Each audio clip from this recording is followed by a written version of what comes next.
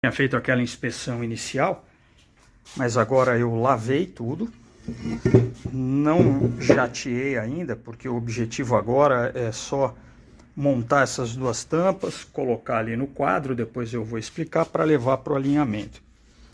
Por isso que ainda está bem feio aqui.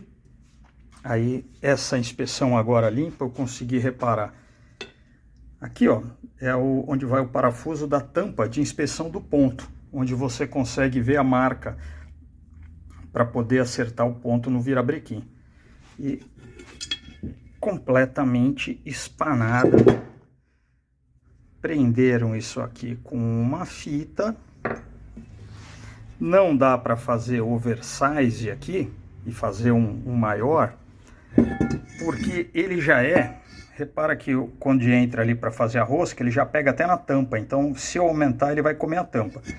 Então, aqui provavelmente eu vou ter que abrir mais, fazer aqui uma bucha ou colocar um helicoil aqui, porque essa tampa não faz força, é só uma tampa para não vazar óleo, para permitir a inspeção. Então, já começa um BO a mais. Aqui é onde prende a tampa interna da corrente primária. Nesses 3 parafusos já dá para ver a diferença de tamanho, quer dizer, também foram abertos esses dois. Esse aqui está no padrão original, aqui também vai helicoil em todo mundo, que aqui também não faz força, só segura a tampa, não tem problema. O tubo, aqui sai um tubinho, que é do pingador de óleo, que vai sair lá da bomba e vai pingar óleo na corrente primária. O tubo está quebrado, eu vou ter que sacar, isso eu já fiz antes, você saca ele, só bate um outro tubinho aqui para dentro, isso a gente faz depois, não tem problema.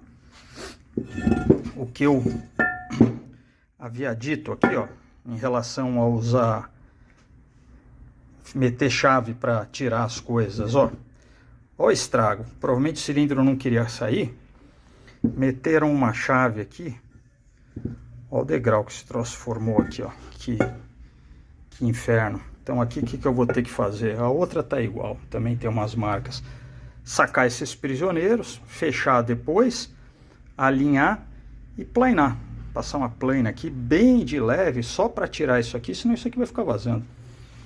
A gente dá uma plainada, mas vai baixar um pouquinho o cilindro, é muito pouco, não vai alterar o curso, porque as flathead tem uma câmara gigante lá em cima de combustão, pode dar um pop-up assim, subir um pouquinho o pistão da câmara, não tem problema, não vai dar BO nenhum. Mas não tem nenhuma trinca, a tampa é muito boa, então são só esses detalhes. A pista está muito boa, só tem umas marcas superficiais, limpando aqui ela já vai dar uma melhorada. Aqui provavelmente só um roletezinho oversize vai resolver. Aqui dá para ver o vermelhão aqui, o resto do Gliptal, que era usado para selar o alumínio, né? Porque é um alumínio muito poroso, isso aqui é uma fundição muito antiga, você imagina. Se o motor é 46, então vocês façam a conta, é uma moto de 80 anos, né? Então 80 anos de fundição, você, se jatear isso daqui, eu uso óxido de alumínio, de granalha média, né? Ele acaba impactando aqui e um pouco vai ficar incrustado. Por mais que você limpe, eu tenho mania de lavar depois eu venho com a escova de aço e passo em tudo para deixar a superfície menos áspera.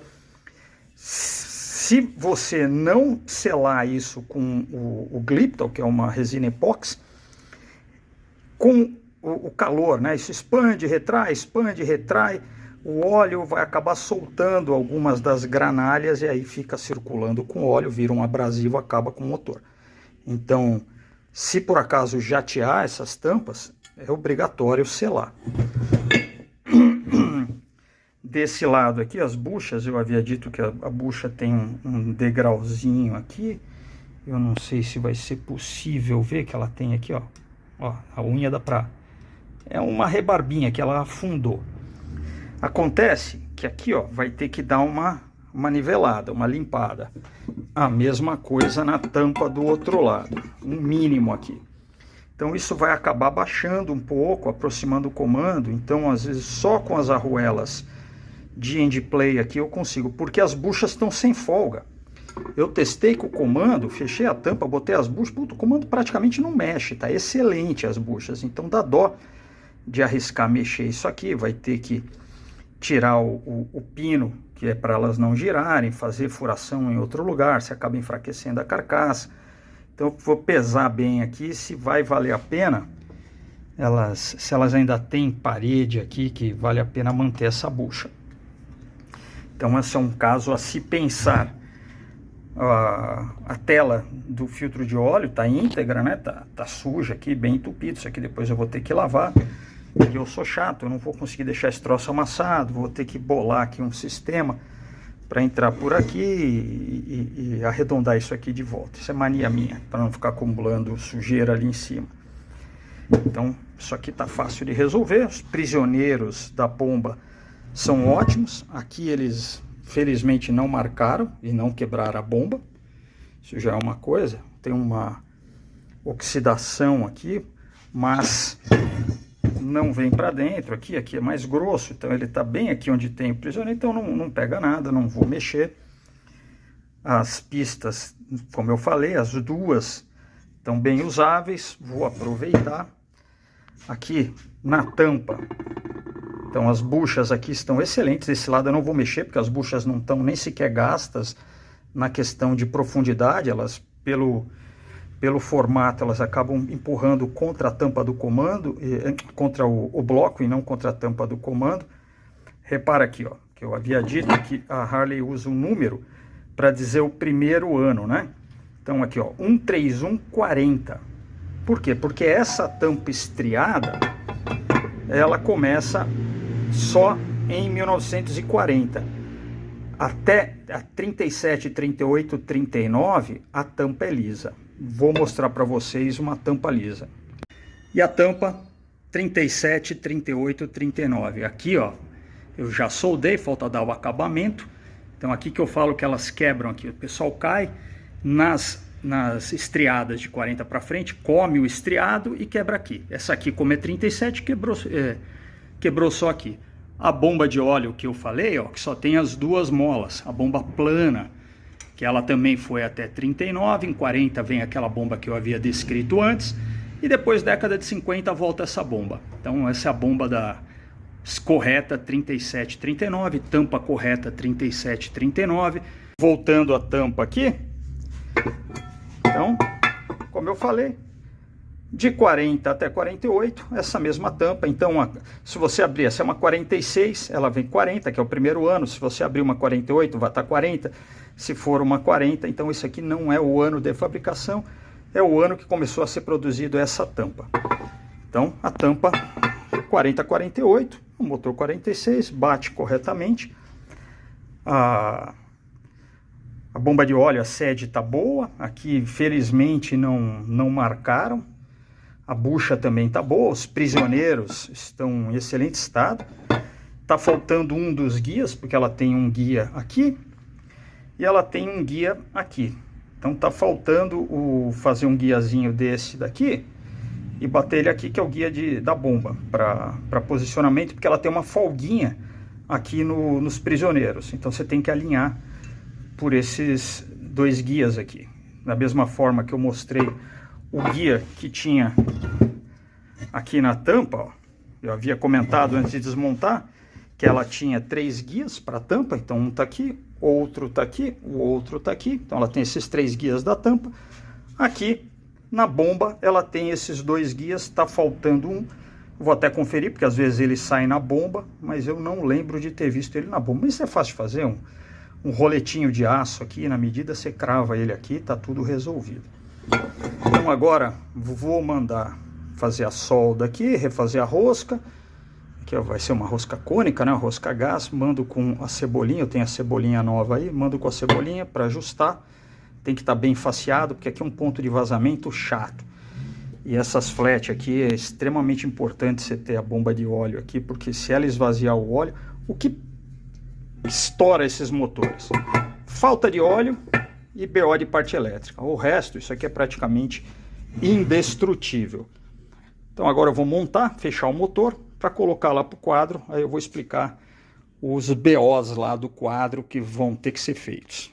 Tentei de curiosidade e vim conferir. Realmente o outro guia ficou aqui na bomba, ó. Saiu junto com ela. é raro, mas acontece muito. Então não tá lá, eu sempre venho olhar porque eu já vi sair antes aqui também. Eles são guia, né? Então depois eu saco aqui, dou uma limpadinha, vejo como ele tá lá, o lado que tiver mais largo, eu cravo lá para evitar que ele saia das próximas vezes. Suporte superior do sidecar que eu tirei do quadro, tá aqui também. E vamos lá agora então fazer a montagem. Fechei o motor aqui. Peguei aqui o motor não estava com todos os prisioneiros. Fui aqui nos meus restos de prisioneiro, porque os outros motores que eu fechei também estão fechados só com 1, 2 ou 3 prisioneiros, só para fazer o mockup das motos. Então montei só 3 prisioneiros para poder botar o motor lá no quadro. Separei aqui um joguinho, agora esse aqui é um jogo completo. Dos 3 inferiores, o maior aqui lateral, que é este daqui. Então os 3 inferiores são do mesmo tamanho. Esse aqui dianteiro é o mais longo. Aqui em cima vão os 2 parafusos. E tá aqui o outro que eu juntei, que é o curtinho. Esse mais curto é o que vai aqui em cima fazendo o conjunto com os parafusos. Então agora, como eu tenho 3 motores, eu tenho um conjunto completo aqui, eu vou replicar mais 2 desses, porque o parafuso aqui, felizmente, é polegada rosca fina padrão, então fica fácil, só reproduzir em aço, esses 3 aqui formar um conjuntinho. Agora eu vou lá prender no quadro, só para terem uma ideia. Esse aqui é um de 750, ele é bem mais fino, a porca, apesar, ó, porquinha um pouco menor, então isso aqui é uma porquinha de meia, aqui é uma porquinha de 9,16, então muda um pouquinho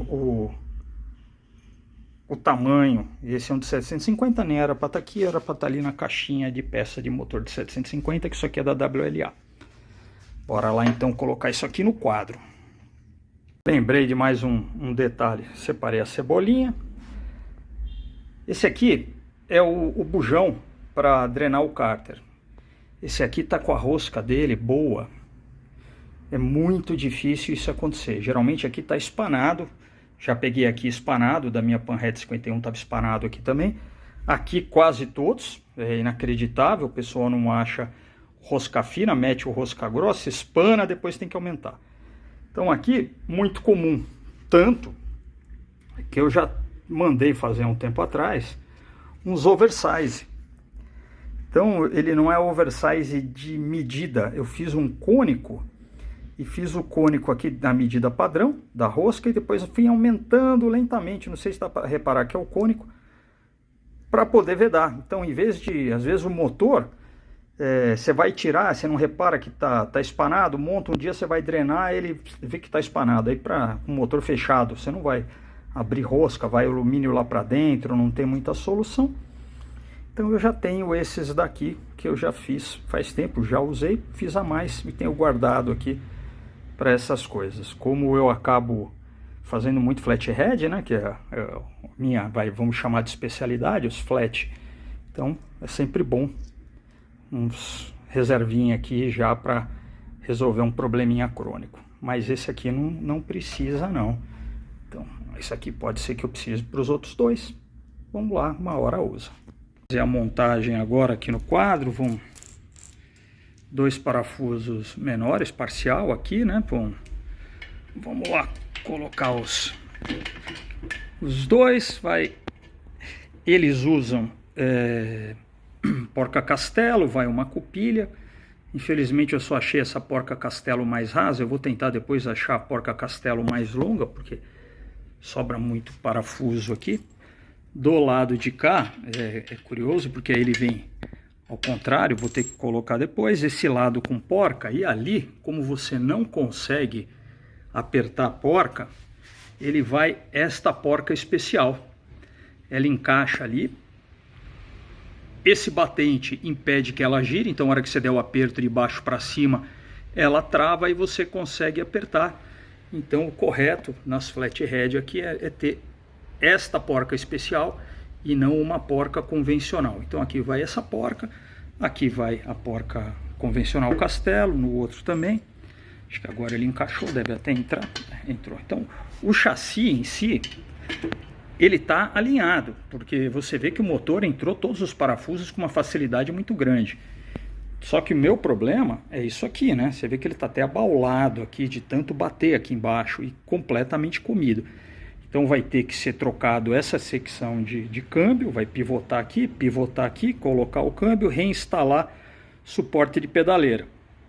Só que se ele abre aqui para fazer, esse chassi torce inteiro sem o motor. Por isso que o motor tem que estar no lugar. Trocou os dois segmentos dos dois lados. Aí você vai precisar fazer o realinhamento do chassi. A solda de porco que tem aqui, que vou precisar refazer. O que eu falei aqui vai um tabzinho, né? Uma barrinha, uma chapinha, vem mais ou menos até aqui, onde você prende o negativo da bateria no quadro. Então é só uma chapinha que vai soldada. Isso aqui não existe, sei lá eu por que colocaram.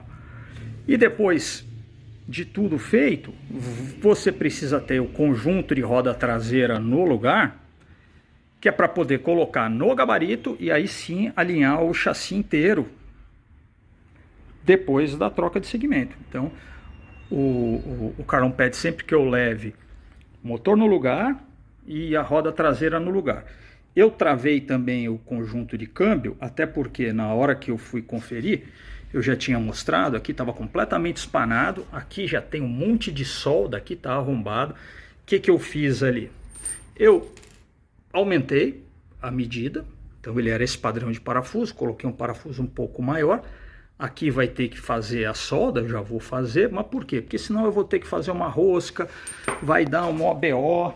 Então, para ter certeza que dava certo, que não iria atrapalhar, eu peguei aqui uma caixa de câmbio, montei ali a caixa de câmbio no lugar, ela correndo toda para trás, ela fica longe do parafuso, então mesmo com esse aumento aqui do parafuso, eu não altero em absolutamente nada a funcionalidade.